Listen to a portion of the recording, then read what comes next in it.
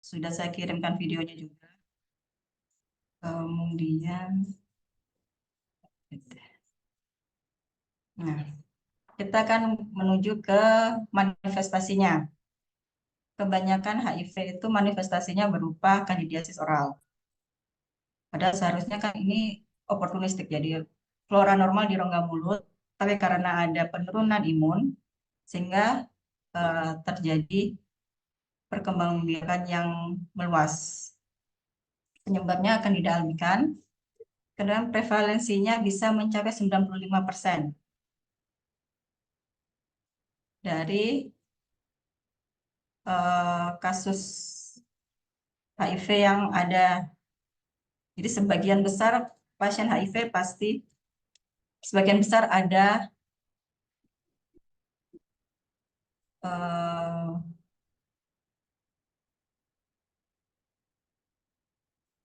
sebagian besar terjadi kandidiasis oral.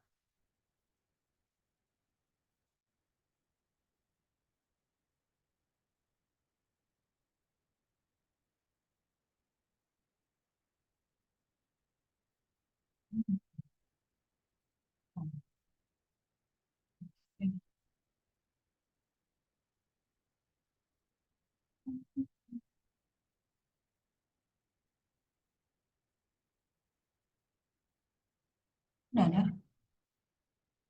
Nah.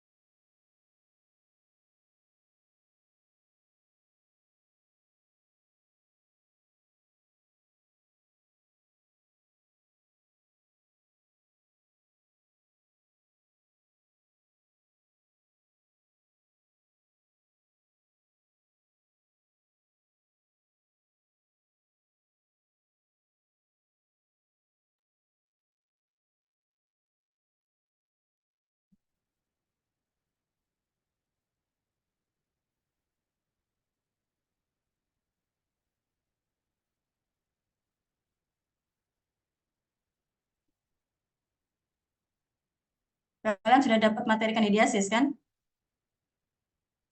Halo? Dibahas di DKK, Dok. Ah, kandidiasis ada berapa macam? Berapa tipe? Ada umumnya 5, Dok. 5. Apa 5 itu? Pseudomembran, atropik, Hmm? eritematosa, hiperplastik, satunya colitis angular. Bisa mulai. Oke.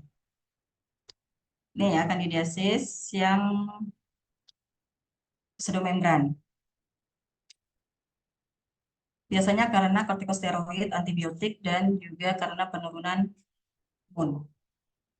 Biasanya pada pasien HIV yang muncul banyak itu adalah kasus pseudomembran. Ini pasien HIV ini. Jadi ketika kalian ada pasien, kemudian dia ada kandidiasis dan itu di tempat yang tidak seharusnya ada. Biasanya kan di lidah ya, di dorsum lidah. Kalau pada pasien HIV, biasanya muncul juga di tempat lain, palatung, kan Wajib sampai ke bibir. Apanya? Jadi kalau misalnya ada pasien seperti itu, jadi kandidiasis tapi tidak di tempat yang biasanya, izin dokter untuk PPT-nya belum terbuka dokter. apa? PPT-nya belum terbuka dokter. PPT-nya udah terbuka. Sudah.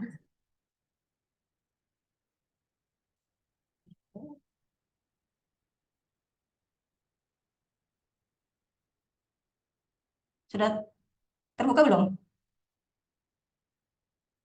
Izin dokter sudah dok. Oke. Eh, tadi yang manifestasinya yang pertama itu adalah kandidiasis oral. Jadi 95%. Kalau tidak menggunakan ARV, maka bisa meningkat menjadi 57% berkembang menjadi orofaringeal kandidiasis. Biasanya pada pasien yang CD4-nya kurang dari 200. Tadi kan ada 4 macam kandidiasis, yaitu yang pseudomembran. Kalau pada HIV, biasanya yang pseudomembran yang banyak. Jadi kalau kalian ada pasien, ternyata kandidiasis, dan itu bukan di dorsum lidah, tapi meluas ke tempat lain, kalian bisa curiga itu adalah HIV. Ini adalah plak putih seperti krim.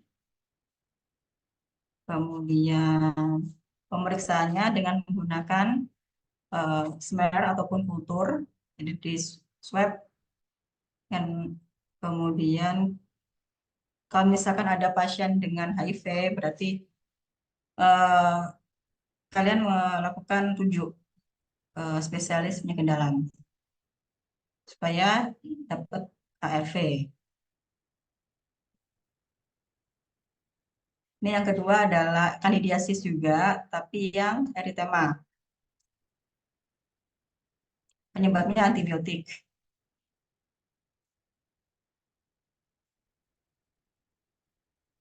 Ini gejalanya dan pemeriksaannya sama.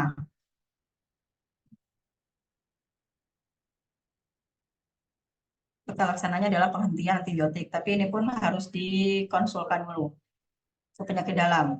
Apakah antibiotiknya boleh dihentikan atau tidak? Seandainya tidak, bisa dilakukan bersama dengan pemberian anti jamur, statin atau azol.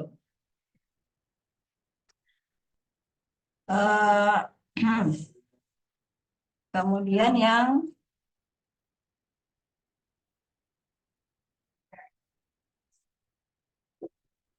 ini yang kronik. Kalau yang kronik atropik ini, atropik tadi yang akut eritema ya. Ini kronik atropik itu karena pemakaian gigi palsu, pemakaian denture. Nama lainnya ini denture stomatitis. Kemudian gejala klinisnya ada rasa terbakar pada area palatum, dan ini ada 3 gambaran untuk kandidiasis atropik. Jadi tipe 1 ada makula eritema pada mukosa yang berkontak dengan basis gigi tiruan. Jadi yang berkontak ya. Kemudian kalau yang tipe 2 ini sudah menyebar sepanjang daerah mukosa palatum yang tertutup gigi tiruan. Sedangkan pada tipe 3 itu ada nodulnya. Jadi, yang tipe 1, jadi dia merahnya itu hanya di tempat yang berkontak. Dan tipe 2 itu sudah menyebar. Jadi seluruh bukan udah kena. Nah, yang ketiga ini kan ada nodulnya.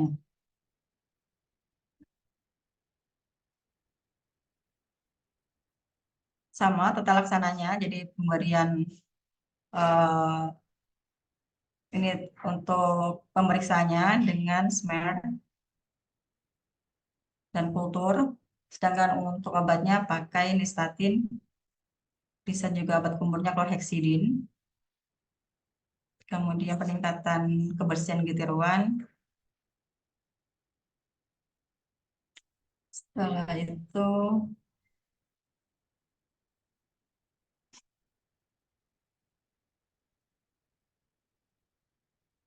yang terakhir adalah kronik hyperplasia candidiasis.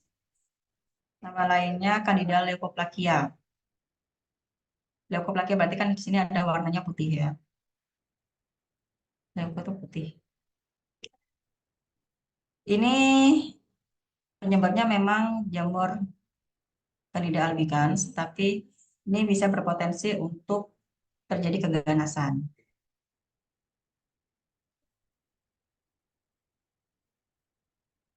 Ini tidak bisa dikerok ya. Kemudian terapinya adalah iritasi lokal. Ini predisposisinya iritasi lokal yang kronis. Kemudian gejalanya dapat putih, kemudian tidak rata, dapat terasa nyeri, kemudian areanya dikelilingi area erythematos jadi area yang kemerahan. Paling sering itu pada komisura. Jadi di sini komisura.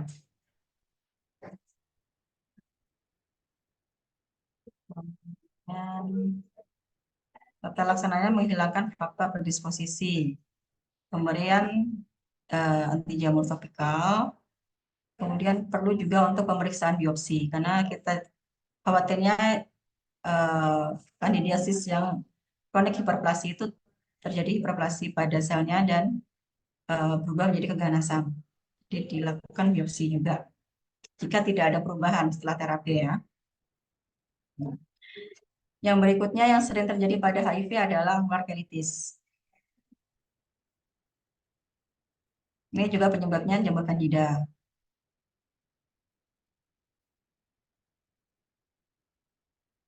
Pemeriksaannya sama, terus pengobatannya juga sama.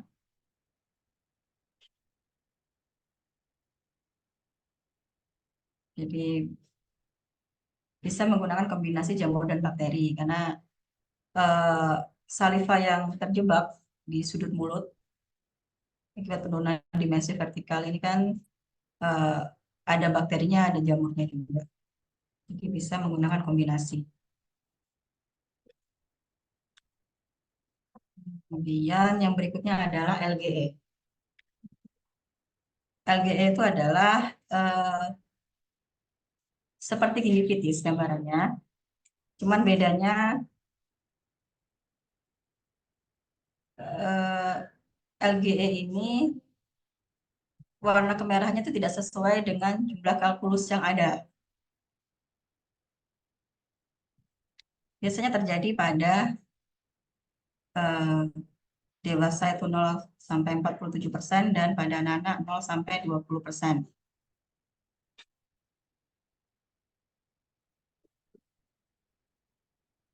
Ini ya teologinya. Jadi selain bakteri, etiologinya juga bisa disebabkan Candida albicans pada lesi LGE yang HIV dengan jumlah virus rendah, dengan jumlah CD4-nya yang rendah.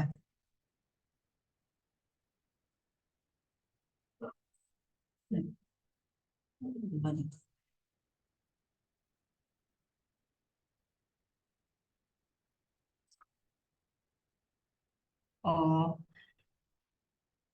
jadi yang Candida albicans ini munculnya pada jumlah virus yang rendah dan level CD4-nya tinggi. Wah, maaf ya. Ini gambarnya. Jadi terlihat bersih, tapi dia ada keradangan. Kalau misalkan pada gingivitis, kalkulusnya kan banyak, baru terbentuk keradangan seperti ini.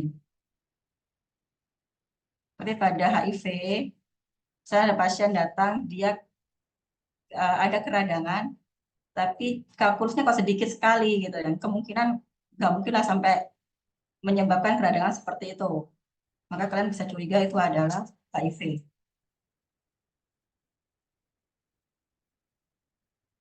Jadi daerah yang eritema, daerah yang kemerahan ini tidak sesuai dengan jumlah plak yang terlihat. tidak ada ulcer, poket, ataupun kehilangan pemakatan. Dan kadang disertai pendarahan waktu menyikat gigi. Biasanya LGE ini tidak merespon, bukan tidak merespon ya, kurang merespon periodontal konvensional. Jadi seperti scaling, planning, tapi tetap harus dilakukan. Meskipun penyembuhannya lebih lama. Kemudian kalau LGE itu biasanya ada infeksi kandida juga. Terapinya ya scaling tadi itu, scaling rock planning, kita penggunaan chlorhexidin gluconat.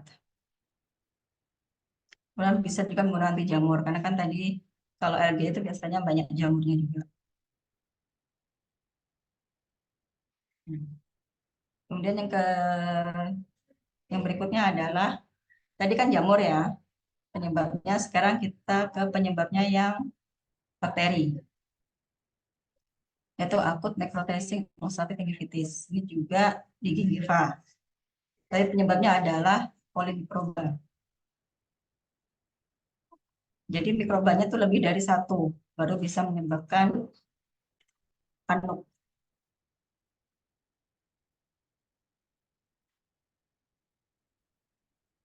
Disposisinya adalah faktor lokal, kemudian kondisi sistemik, penyakit kronis, merokok, stres, malnutrisi juga bisa menyebabkan anuk. Ya, gejala klinisnya. Jadi ada kemerahan,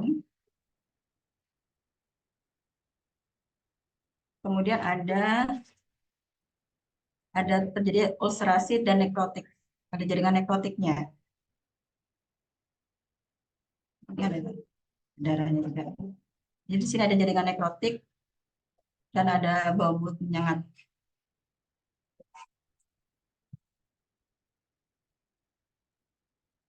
Tata laksananya adalah penggunaan debridement dengan larutan H2O2, pemberian antibiotik, metronidazol, tapi kalau misalnya hamil menggunakan penisilin jika pasien tidak alergi. Kemudian antiseptik, obat kumpulnya itu pakai chlorhexidin sama. Kemudian ada simptomatiknya analgesik dan antipiretik.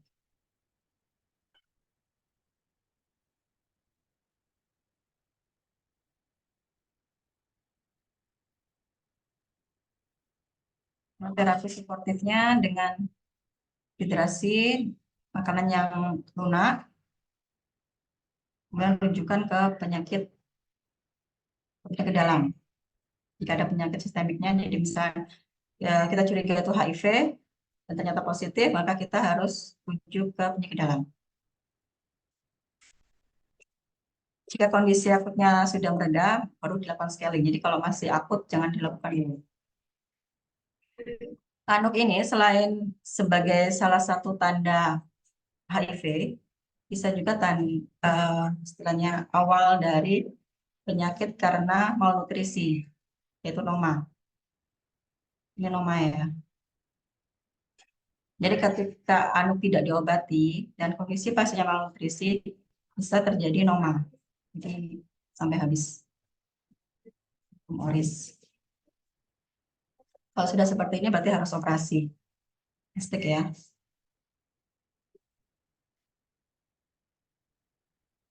Yang berikutnya adalah TBC, tuberkulosis.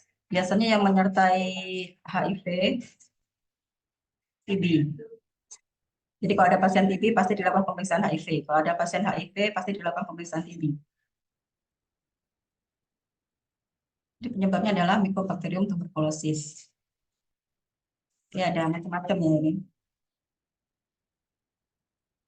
Kemudian bakteri TB itu aerob.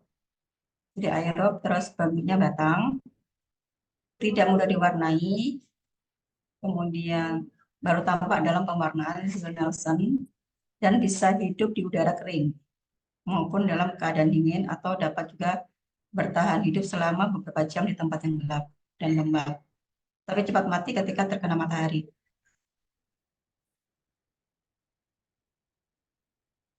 Jadi sebenarnya penularan TB ini lebih mudah daripada penularan HIV.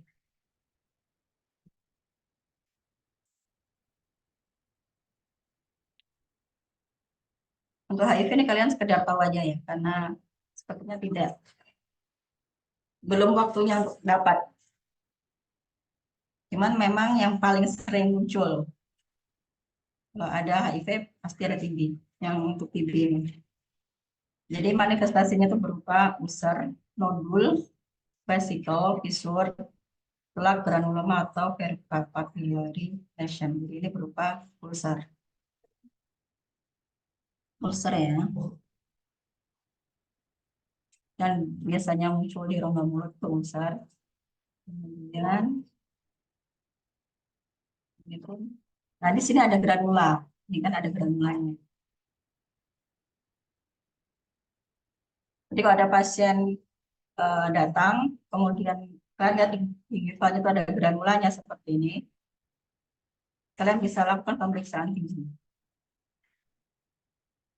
Kalau ulcer kan bisa macam-macam ya, jadi bisa juga keganasan, bisa juga traumatik ulcer, bisa juga TB, bisa juga sifilis, macam-macam. Tapi kalau misalkan ada granulanya, kemungkinan TB.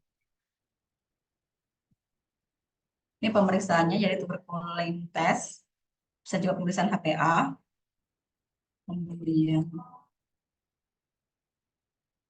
ini ada pemeriksaan yang lain juga. Dan perawatannya itu menggunakan kalau di puskesmas biasanya sudah ada obat paketannya, obatnya.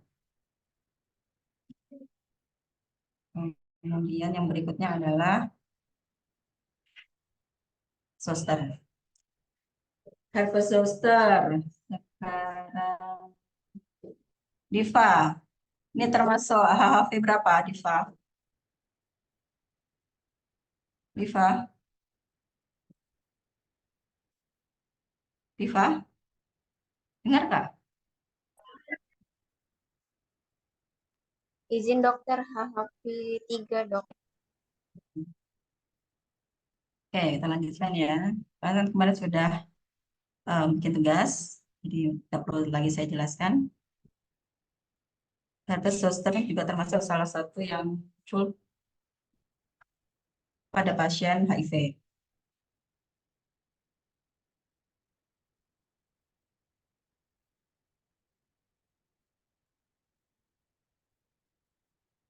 Jadi biasanya kan pada pasien usia tua, 50 tahun ke atas.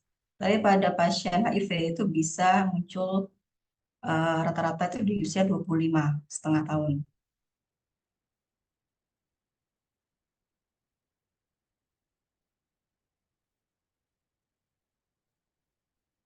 Ini ya. Kemudian, nah, ini pada pasien HIV.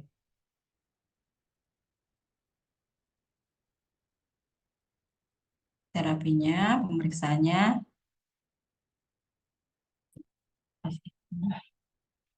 Kemarin kan waktu saya jelaskan tentang herpes virus, itu bisa menggunakan kortikosteroid. Tapi pada pasien HIV, jangan digunakan. Jangan digunakan kortikosteroid, karena sifat kortikosteroid itu dia akan menekan imun. Sedangkan kondisi HIV itu imunnya kan sudah turun ya. Jadi jangan diberikan kortikosteroid.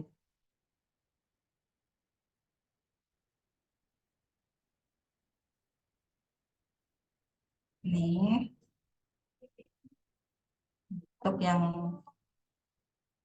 simplex sama herpes simplex yang paling sering itu biasanya HSV2. Tapi HSV2 pun bisa muncul di rongga mulut.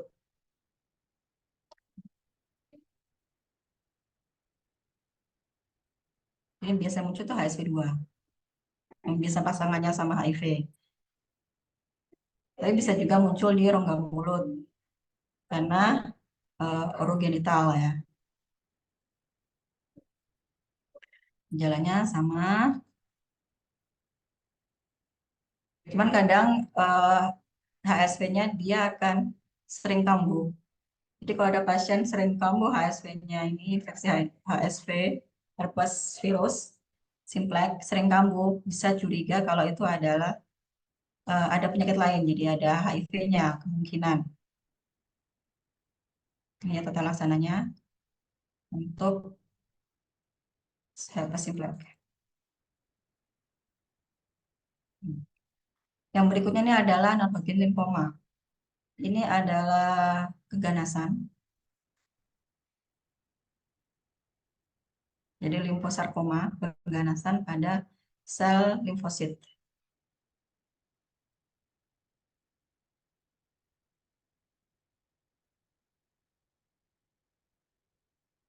Jadi pada HIV itu bisa meningkat 2,9% terkena NHL.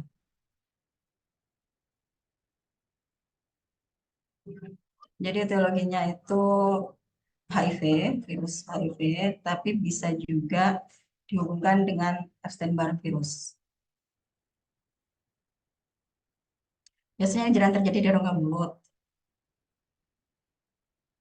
Dan kalau terjadi, biasanya muncul di tonsil, palatum, mukosa bukal, dan gingiva.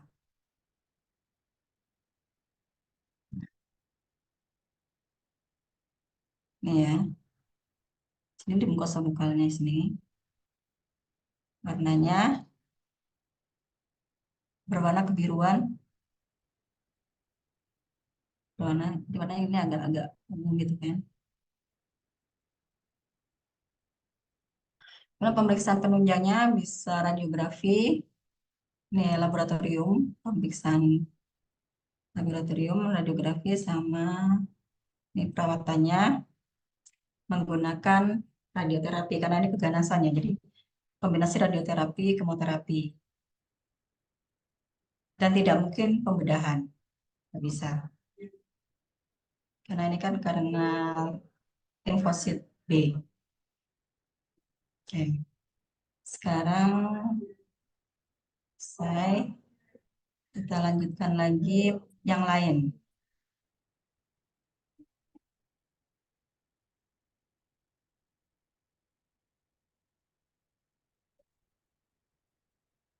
Nah, EBV itu kelihatan sudah? Lihat dok. Terlihat. Kelihatan dok. Naifatul. Epstein-Barr virus itu herpes virus yang keberapa? HPV. Epstein-Barr itu keempat, dokter. Oke. Kita lanjutkan. Jadi olah herilepoplakia ini penyebabnya adalah Epstein-Barr virus. Jadi jinak, terus tidak ada rasa, dari gejala, warnanya putih pada lateral border dari lidah. Jadi di bagian samping lidah bisa unilateral, bisa juga bilateral. Dan rata corrugated or frankihan. Jadi terlihat seperti rambut.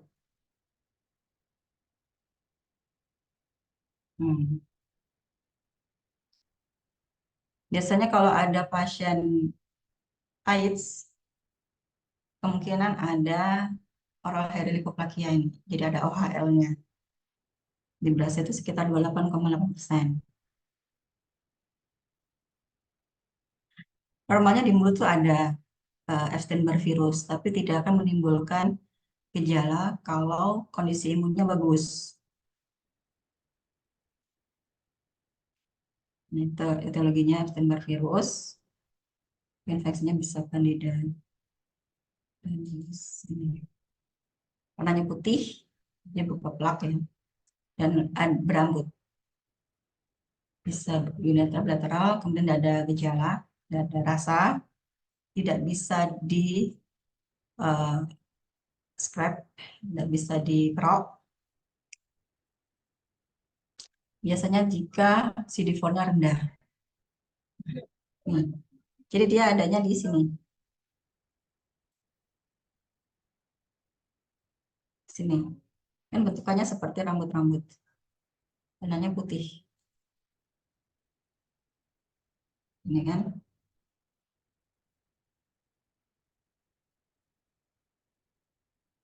Jadi kalau ada pasien seperti ini, kalian perlu curiga kalau dia terkena HIV.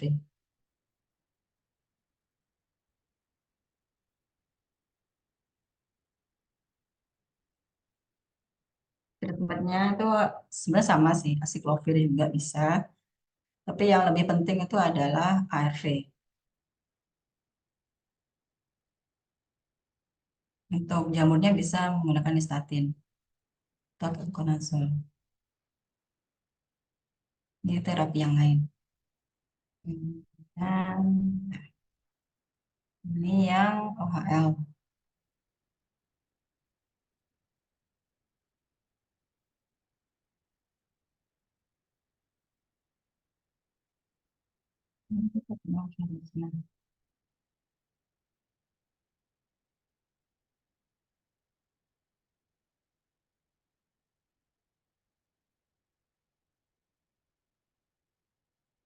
Dari virusnya. Kita ke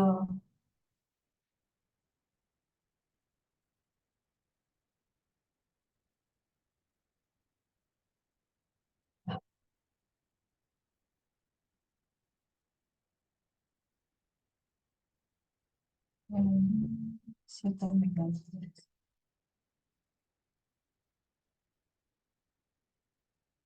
Ini kelihatan? Kelihatan atau enggak? Belum, Dok. Oh, belum.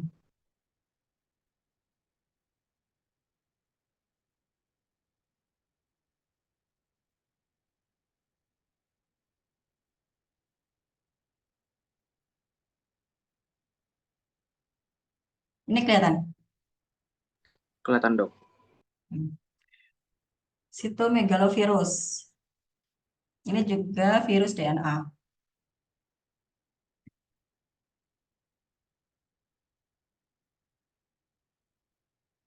Erga Rizky, ini nama lainnya apa? Cytomegalovirus.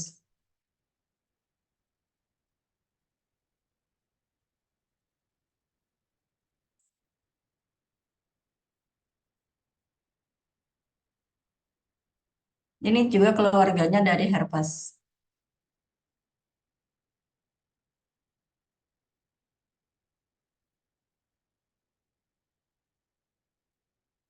Erga, Iya dok, nama lainnya apa ini? Cytomegalovirus. Ini juga keluarganya herpes. Kan kemarin keluarga herpes ada 8. Ini yang keberapa?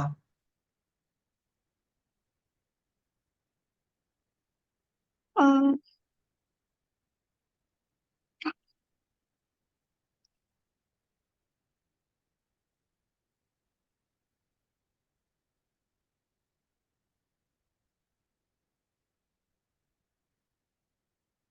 Yang keberapa? HHV 5 dok. Ah, V5. Oke. Baik, kok papiloma sih.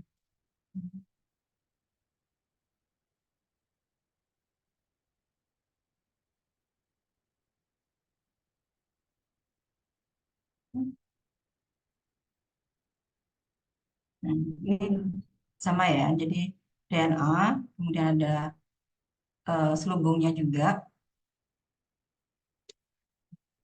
Pada negara yang berkembang, itu 60% dewasanya, 11 sampai 24%.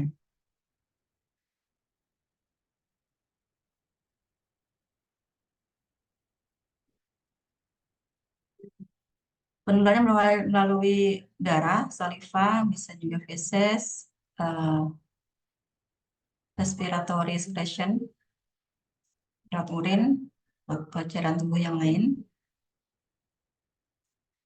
Diagnosisnya itu bisa mononukleosis. Jadi mononukleosis syndrome itu bisa ini, sakit kepala, nyeri dada, radang tenggorokan, terus ada demam, enggak.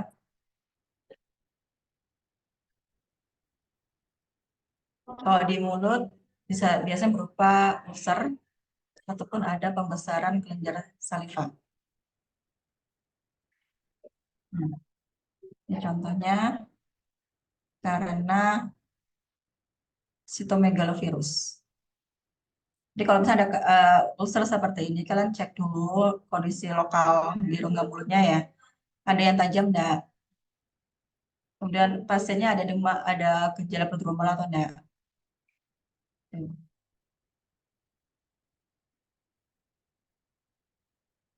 Ini pada pasien HIV. Karena di sini ada apa tadi namanya yang di lateral? Aji, lesi yang di lateral, warnanya putih, tidak bisa dikerok.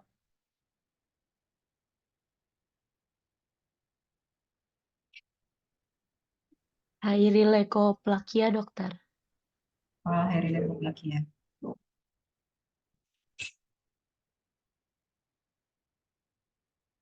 Pemeriksaannya dengan serologi, dengan PCR ataupun HPA.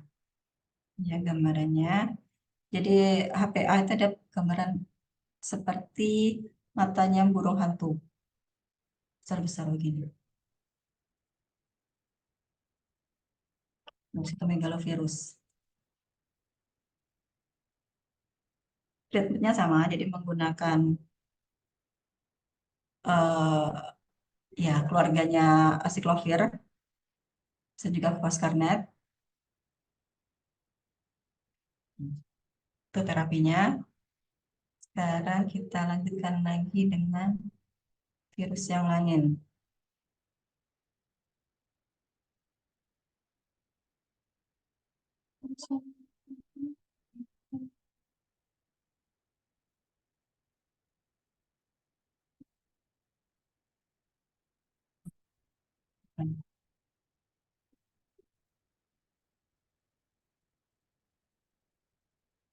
Ini kelihatan enggak? Belum, Dok. Belum ya? Nah,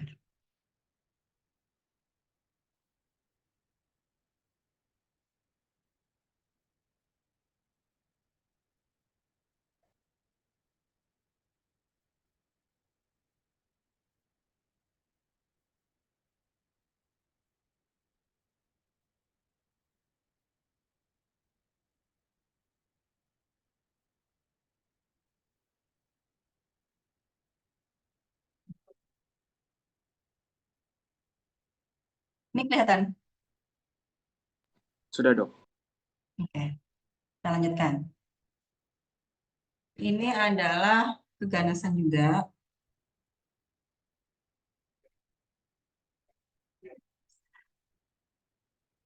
Penyebabnya juga keluarga dari herpes. Ini adalah biasanya muncul di kulit. Jadi kalau misalkan Kaposi sarkoma ini hanya muncul di kulit, bisa jadi dia eh, bukan HIV, jadi hanya kanker kulit. Tapi kalau misalnya dia muncul di mulut, kemungkinan besar dia HIV, Kaposi sarkoma. Ini penyebabnya itu keganasan dari darah, jadi dari pembuluh darahnya ya. Lymphatic endothelial proliferation condition. Jadi kondisi dari endotelial limfatik, limfe. Jadi dari limfanya yang mengalami proliferasi dan meluas menjadi keganasan.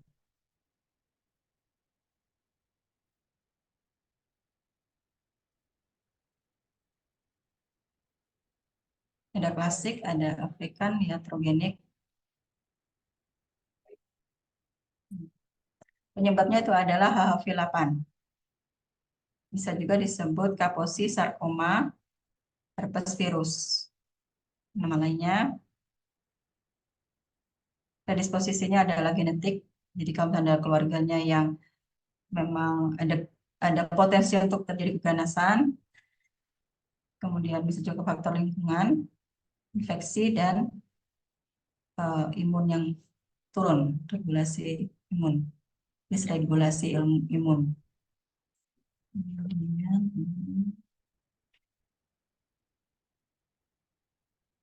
ini bisa ada.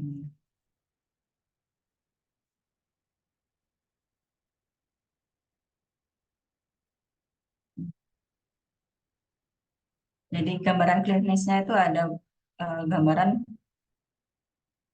berwarna merah, bisa juga kebiruan atau ungu, karena itu kan dari pembuluh darah ya, berupa makul,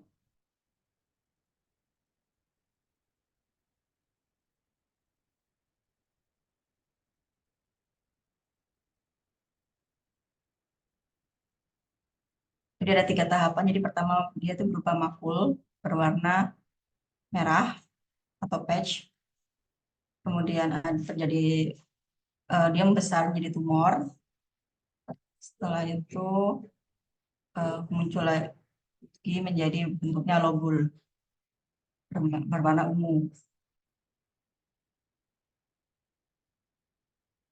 Seperti ini ya gambarannya. Jadi di sini ada yang berwarna ungu, lobul-lobul berwarna ungu. Jadi ada benjolan yang banyak berwarna ungu karena ini kan dari pembuluh darah. Ini dari pemeriksaan HPA. Pengobatannya karena ini keganasan, jadi bisa radiasi, tapi semuanya tergantung dari kondisi imunnya pasien. Untuk prognosanya ya.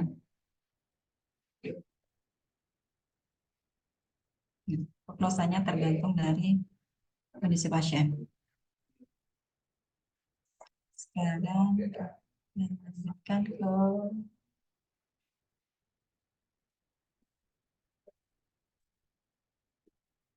yang berikutnya.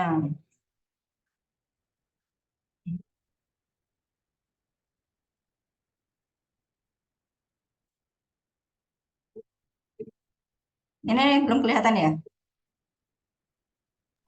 Belum, Dok.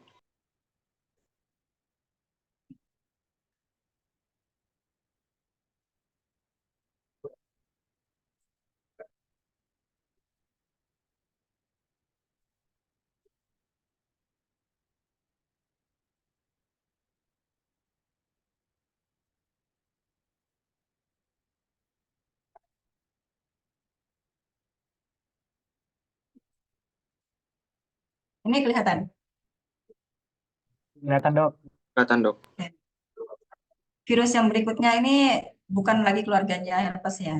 Jadi human papillomavirus ini pun juga sering muncul pada pasien HIV. Jadi ada bentuk khasnya, jadi seperti kembang kol. Squamous papilloma.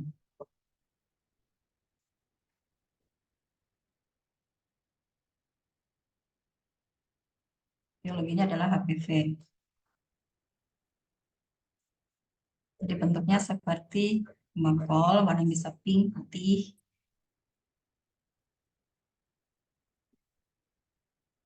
Ini kan.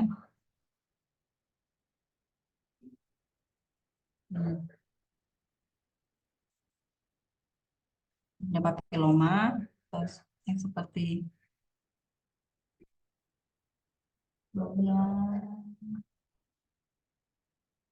atau bentuknya ini verruca vulgaris. Oh ini diagnosa bandingnya verruca vulgaris.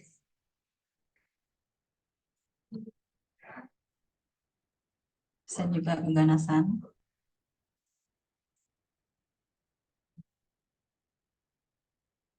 Manajemennya adalah eksisi, jadi diambil.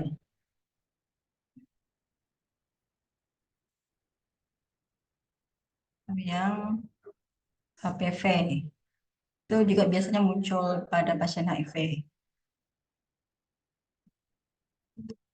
Tapi yang paling sering itu TB, kandidiasis, sama OHL. Jadi ada pasien OHL, berarti kalian curiga itu HIV. Kemudian ada pasien TB, perlu periksa HIV juga. Kandidiasis yang meluas, bukan hanya di dorsum lidah, kalian bisa curiga itu HIV juga.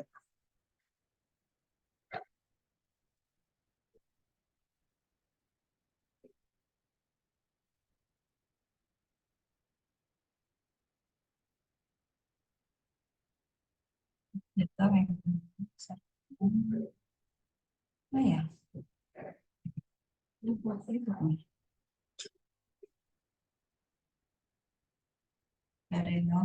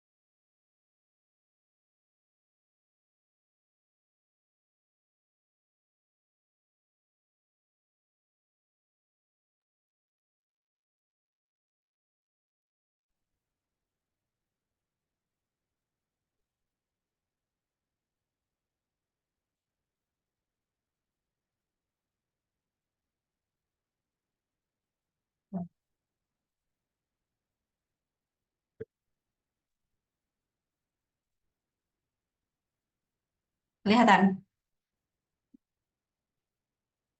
Kelihatan, Dok. Oke, kita lanjutkan ya. Selain yang tadi itu, kita kembali ke bakteri. Bakteri ini sipilis.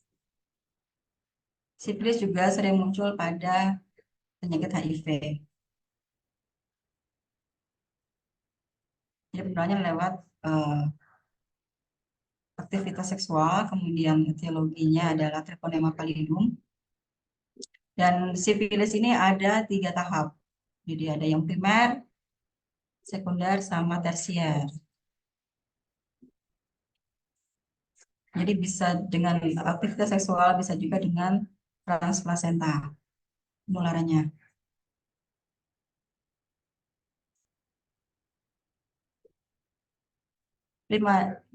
Sipilis yang primer itu berupa kanker. Bentuknya sama, ulcer juga, tapi tidak ada rasa nyeri. Limfadenopatinya painless bilateral, jadi ada pembesaran pada limfe. Biasanya kalau sipilis itu nggak ada rasa nyeri ya. Oh, ada tadi. Ini yang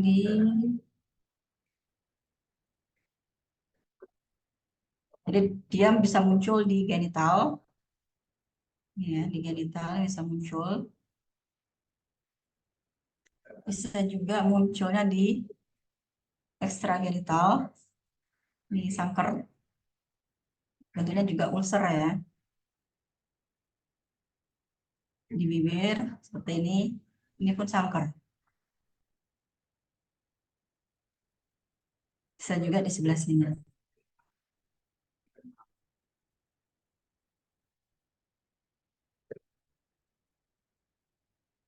Ini yang sifilis primer. cirinya itu ada bentukan ulcer tunggal. Ulcernya itu pasti tunggal. Jadi kalau ada ulcer tunggal, berarti diagnosa bandingnya adalah bisa sifilis, bisa ulcer TB, bisa juga keganasan, atau traumatic ulcer pun bisa.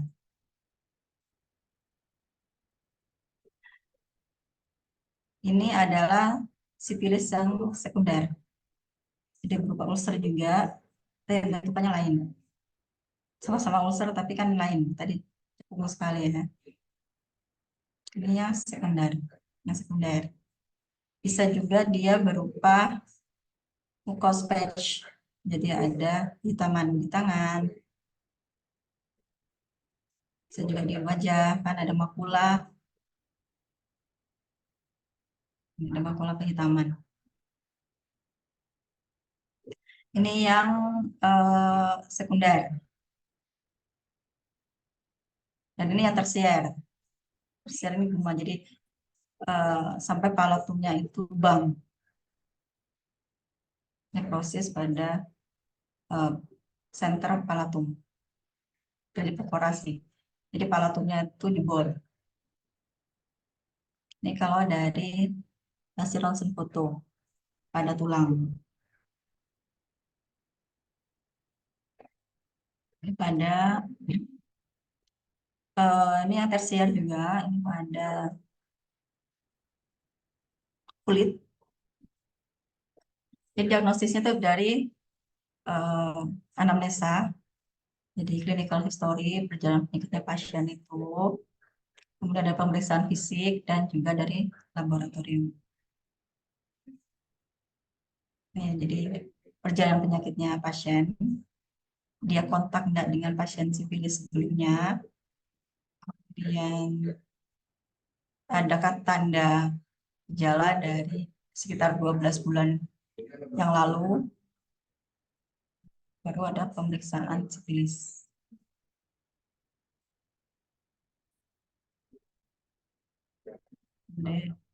Pemeriksaannya di orang cavity hidung mulut, di kulit, lymph node, di palm, jadi di telapak tangan, di genital ada enggak gejalanya. Kemudian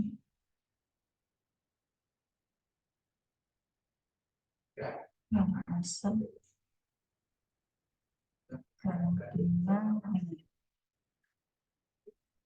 menggunakan pemeriksaan laboratoriumnya ya, file di mikroskopi lapangan gelap, bisa juga serologinya itu tes non treponemal dan treponemal test.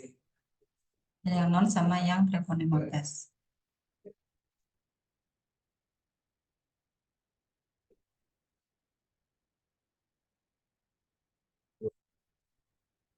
Kalau treponemal berarti dia sudah misalnya positif, berarti kualitatif itu berarti jumlah dari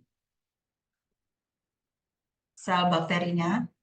Dan kalau yang non treponemal itu kualitatif dan kuantitatif.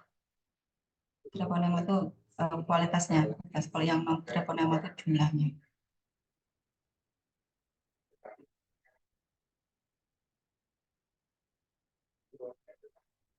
Kemudian ya dia diferensial diagnosisnya sifilis, dan bisa kalau non infeksius itu traumatic ulcer, bisa juga Behcet syndrome. Cuman Behcet syndrome itu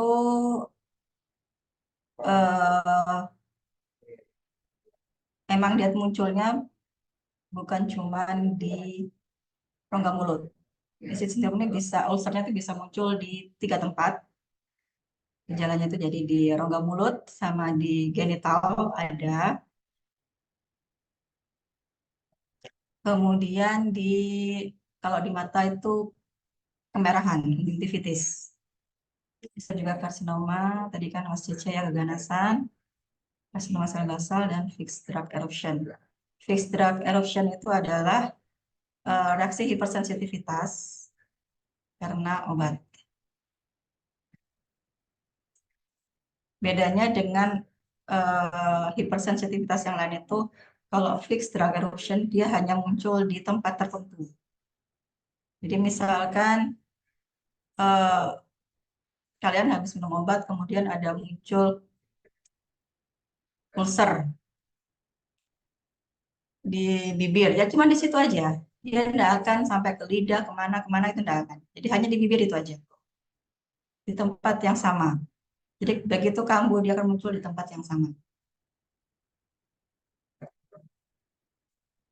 Kalau yang infeksi tadi kan, ini yang non-infeksi. Kalau yang infeksi itu herpes simplex. Cuman kalau herpes simplex itu biasanya kan lesinya itu banyak. Ini kan sama-sama ulcer juga ya. Lesinya banyak kalau herpes simplex.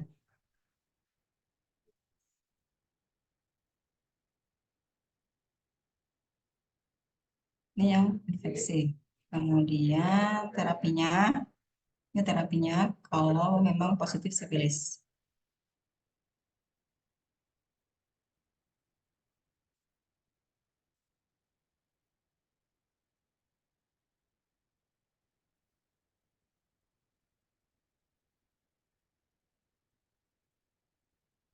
Ini kan, jadi semua pasien sifilis baiknya diperiksa juga HIV. Ini juga sering muncul ya. Jadi bukan terbalik. Jadi misalnya pasien HIV pasti periksa sifilis itu enggak. Jadi kalau ada pasien sifilis kita periksa HIV. Beda sama TB. Ada pasien TB kita periksa HIV. Tapi ada pasien HIV kita juga periksa TB. Ini prognosisnya itu bagus kalau misalnya pasiennya nggak ada HIV-nya ya. Oke, materinya selesai semua untuk manifestasi di rongga mulut. Jadi penyebabnya bisa jamur, virus, dan juga bakteri.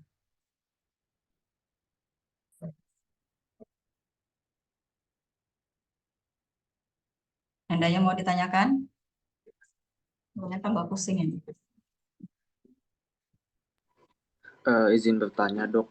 Jadi kemarin tuh di kuliah kemarin dokter ada nyebut kalau di herpes simplex tuh kalau misalkan gejalanya erythema multiformis itu kan dia alergi, dia perawatannya kortikosteroid. Nah kalau misalkan kalau pasien yang terkena HIV itu dia ada gejala dapat herpes gitu ya Dok, erythema multiformis kan itu nggak boleh pakai kortikosteroid. Itu alternatifnya apa Dok penggunaannya? Acyclovir aja. Yang pentingnya kan acyclovirnya, bukan di kortikosteroidnya. Tapi kita bisa konsulkan ke penyakit dalam. Jadi kalau misalnya dari penyakit dalam, misalnya terjadi badai sitokin. Jadi HIV itu dia kan terjadi penurunan imun karena sel CD4-nya diserang. Ketika pasien menggunakan ARV, otomatis imunnya akan meningkat. Ya kan? Karena sel yang biasanya diserang itu masih ada. Jadi dia akan melakukan perlawanan.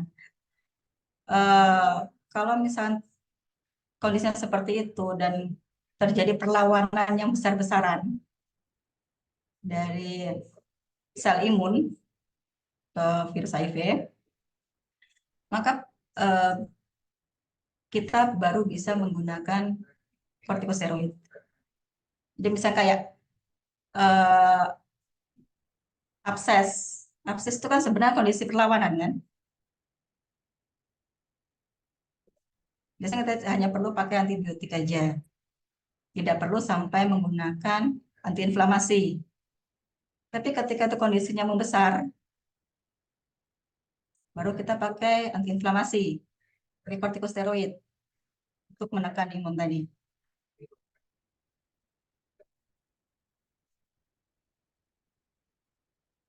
Jadi boleh pakai, tapi kalau kondisinya tidak terlalu berlebihan, tidak perlu. Jadi, yang penting kan acyclovirnya, antivirusnya itu yang penting. Kemudian pasien kan juga menggunakan ARV. Jadi kalau herpes itu bisa lah digabung. Acyclovir sama ARV itu bisa jalan bareng. Tapi kalau TB itu nggak bisa. Kalau TB itu berarti yang dilakukan pertama adalah pengobatan TB-nya dulu. Baru dilanjutkan dengan pengobatan ARV. Jadi 2 minggu setelah pengobatan TB baru dilanjutkan ARV. Itu untuk mencegah terjadinya perlawanan yang besar-besaran tadi. Jadi virus TB-nya ditekan dulu, baru kemudian ARV-nya diberikan. Jadi bakteri TB-nya ditekan dulu kalau pada pasien TB. Tapi kalau yang lain bisa jalan bareng pengobatannya. Ada lagi yang mau ditanyakan?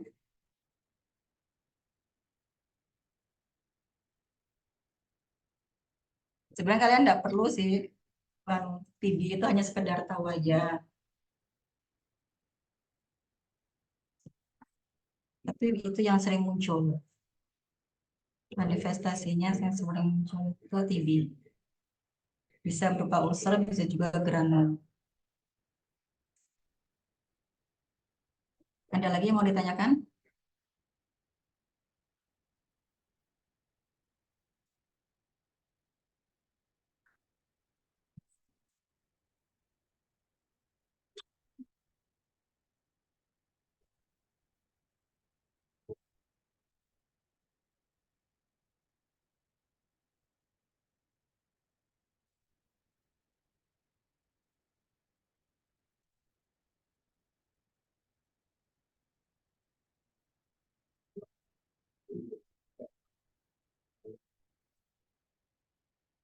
Ada yang mau bicarakan lagi yang belum jelas?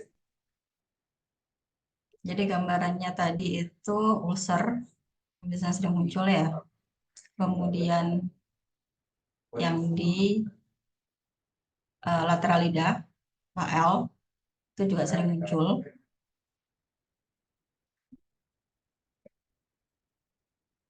Terus Kaposi sarkoma. Kaposi sarkoma itu bisa pada pasien non-HIV. Dan bisa juga terjadi di rongga mulut pada pasien non-HIV. Tapi itu sangat jarang terjadi. Jadi kalau ada pasien Kaposi sarkoma di rongga mulut, kalian tes HIV-nya.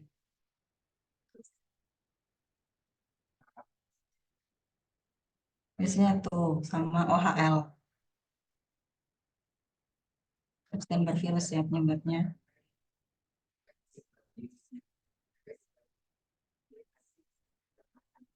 Ada lagi mau ditanyakan?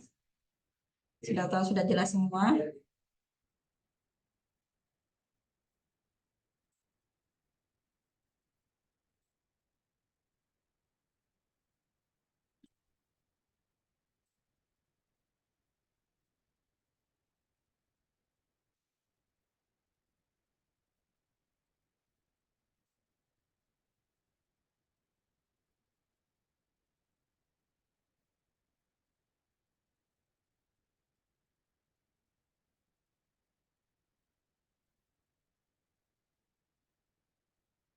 Kalau ada pertanyaan, saya akhiri ya kuliahnya.